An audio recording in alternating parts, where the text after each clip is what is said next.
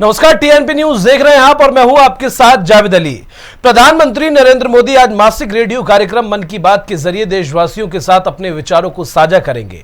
मन की बात कार्यक्रम की ये 102वीं कड़ी होगी। गौरतलब है कि हर महीने के आखिरी रविवार को सुबह 11 बजे मन की बात का प्रसारण होता है। इस बार 25 जून आखिरी रविवार पड़ रहा है, लेकिन प्रधानमंत्री मोदी उस दौरान अमेरिका की यात्रा पर रहेंगे, इसीलिए मन की बात का प्रसारण इस बार एक हफ्ते पहले होगा। प्रधानमंत्री नरेंद्र मोदी ने 13 जून को ही ट्वीट कर जानकारी दी थी कि इस बार 18 जून 2023 को मन की बात कार्यक्रम प्रसारित होगा। उन्होंने कार्यक्रम के लिए देश के नागरिक से सुझाव आमंत्रित किए थे। पीएम मोदी ने कहा था कि आपके सुझाव पाकर हमेशा खुशी होती है। प्रधानमंत्री नरेंद्र मोदी के मन की बात कार्यक्रम के 102वें एपिसोड का प्रसारण रामपुर के लिए खास साबित होने वाला है। उधर हरियाणा के सिरसा से आज केंद्रीय गृह मंत्री अमित शाह लोकसभा चुनाव 2024 का आगाज करने वाले हैं, जिसको लेकर बीजेपी की तरफ से भव्य तैयारियां की गई हैं। सुरक्षा के पुख्ता इंतजाम किए गए हैं। वहीं दूसरी तरफ आम आदमी पार्टी के नेता सरपंच किसान संगठन लगातार इस रैली का विरोध करने की चेतावनी दे रहे हैं। आप कार्यकर्ता की तरफ से शाह की रैली को लेकर चस्पाए पोस्टरों के ऊपर सवालों के पोस्टर चस्पाए हैं। यही नहीं, सरपंचों की तरफ से रैली में पर्चे उड़ाकर विरोध करने की चेतावनी भी दी गई है। सरपंचों का कहना है कि उनकी तरफ से 10,000 पर्चे छपवाए गए हैं, जो केंद्रीय गृह मंत्री अमित शाह की रैली में उड़ाए जाएंगे।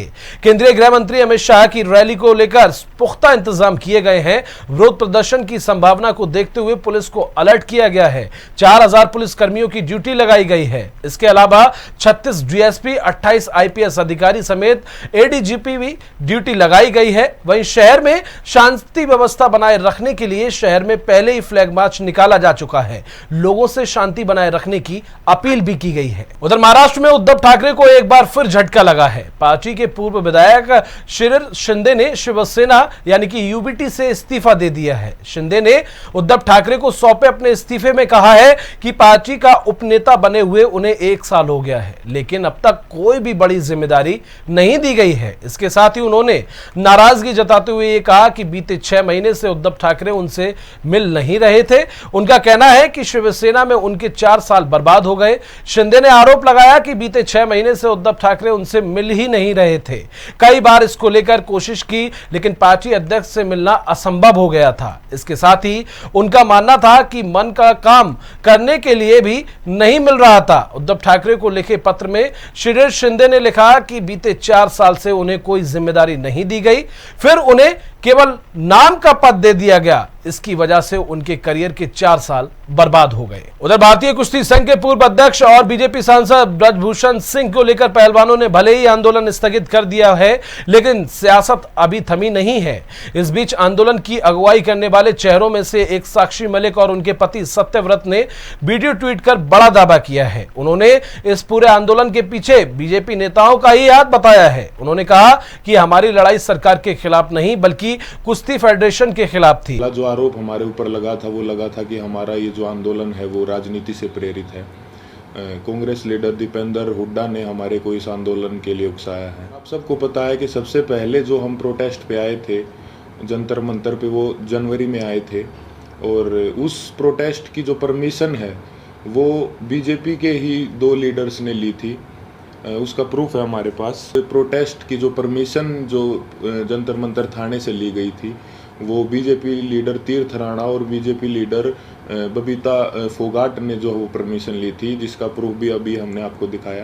ओलंपियन साक्षी और उनके पति ने कहा कि बीजेपी नेता और अंतर्राष्ट्रीय पहलवान बबीता फोगाट और सोनीपत में बीजेपी के जिला अध्यक्ष तीर्थ राणा ने दिल्ली के जंतर मंतर पर धरना देने के लिए कहा था।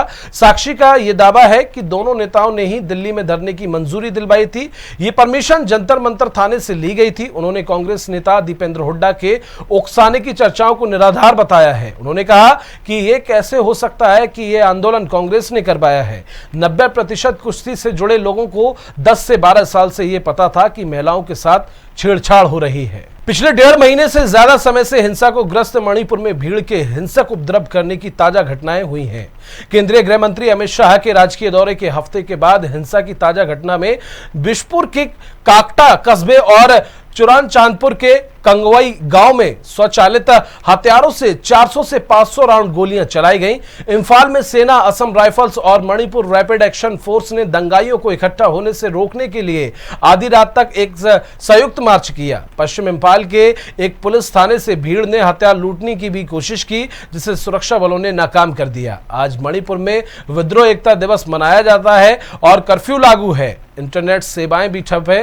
हिंसा की ताजा घटनाओं के बाद विपक्ष ने प्रधानमंत्री नरेंद्र मोदी से शांति की अपील करने और 20 जून को अपने विदेश दौरे पर जाने से पहले मणिपुर में जातीय हिंसा पर एक सर्वदलीय बैठक बुलाने के लिए कहा है। और लोकसभा चुनाव 2024 से पहले यूनिफॉर्म सिविल कोड को लेकर एक बार फिर सुगबुगाहट तेज हो गई है। जहां उत्तराखंड में इसे लागू करने की तैयारियां तेजी से चल रही हैं, तो वहीं जमीयत उलेमाए हिंद समेत तमाम मुस्लिम संस्थाएं इसका खुलकर विरोध कर रही हैं। यूनिफॉर्म सिविल कोड का ड्राफ्ट 100% डिकोड हो चुका है। इसको लेकर अब विरोध की आवाजें भी उठने लगी हैं। जमीयत उलेमाए हिंद के प्रमुख मौलाना अरशद मदनी ने कहा कि हम यूनिफॉर्म सिविल कोड का विरोध करेंगे, लेकिन सड़कों पर नहीं उतरेंगे। यूनिफॉर्म सिविल कोड का मकसद हिंदू मुसलमान में दूरी पैदा करना है और उनको अलग करना है। इसके साथ ही मौलाना अरशद मदनी ने सरकार पर हमला बोलते हुए कहा कि ये लोग बताना चाहते हैं कि जो काम देश की आजादी के बाद से मुसलमानों के खिलाफ किसी भी सरकार ने नहीं किया, हमने वो चोट मुसलमानों को लगा दी है। और राजस्थान में आए चक्रवाती तूफान बिपरजॉय से बाढ़ जैसे हालात पैदा हो गए हैं। भारी बारिश के कारण जालौर जिले के सांचौर में बांध टूटने से कई इलाके डूब गए। बांध टूटने से नर्मदा लिफ्ट कैनाल में पानी बढ़ गया, इससे नहर भी टूट गई। अब सबसे अधिक खतरा सांचौर शहर पर मंडरा रहा है। बीते शनिवार रात बांध टूटने की जानकारी मिलते ही पूरे शहर को खाली कराने की कोशिश की जा रही है। मौसम विभाग ने आज भी कई जिलों में भारी बारिश का अलर्ट जारी किया है। बाड़मेर और सिरोही में भी बीते 36 घंटे से हो रही बारिश से शहरों में पानी नदियों की तरह बह रहा है। आपको बता दें, जालोर, सिरोही और बाड़मेर में रविवार सुबह भी बारिश का दौर जारी है। बिपरजॉय तूफान के कारण सांचौर सहित आसपास के क्षेत्र में लगातार मूसलाधार बारिश हो रही है। और उड़ीसा के बालासोर जिले में 3 ट्रेनों की भीषण दुर्घटना के एक पखवाड़े के बाद रायगढ़ जिले में बीते शनिवार को अंबाडोला के पास एक मालगाड़ी के 4 डिब्बे पटरी से उतर गए। रेलवे के एक अधिकारी ने कहा कि किसी तरह के जानमाल के नुकसान की तत्काल कोई जानकारी नहीं है। अधिकारी ने कहा कि मालगाड़ी अंबाडोला से लांजीगढ़ में वेदांता कंपनी के एक संयंत्र के लिए विशेष मार्ग पर जा रही थी, तभी 4 डिब्बे पटरी से उतर गए। रेलवे अधिकारी ने कहा कि इस घटना से रेल सेवाओं पर कोई असर नहीं पड़ा, क्योंकि विशेष मार्ग पर मालगाड़ी के डिब्बे पटरी से उतरे थे।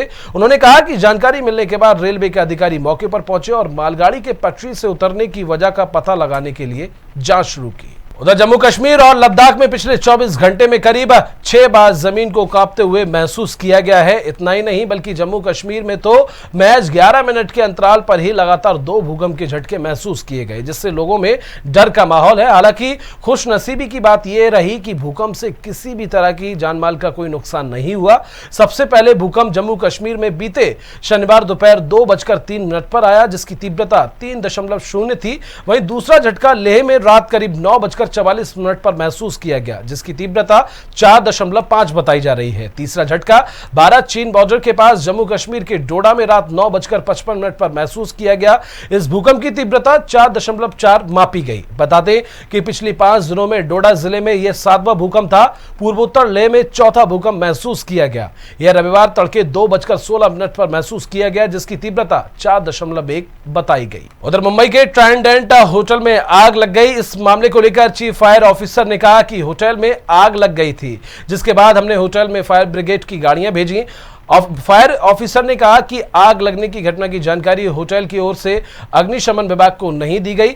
आग लगने के बाद होटल के इंटरनल फायर सिस्टम से आग पर काबू किया गया। होटल में आग लगने का वीडियो भी सामने आया है, जिसमें देखा जा सकता है कि होटल की ऊपरी मंजिल पर काले धुएं के गुबार उठ रहा है। वहीं इमारत के सामने मौजूद लोग मोबाइल से वीडियो बना रहे हैं। फायर कंट्रोल के अधिकारियों ने बताया कि जब घटना के बारे में पता चला तो टीम को रवाना कर दिया गया था। हालांकि होटल के स्टाफ ने इंटरनल फायर सेफ्टी सिस्टम की मदद से आग पर काबू पा लिया है। और चलिए फिलहाल के लिए इस बुलेटिन में बस इतना ही, लेकिन देश और दुनिया की तमाम खबरों के लिए आप देखते रहिए TNP न्यूज।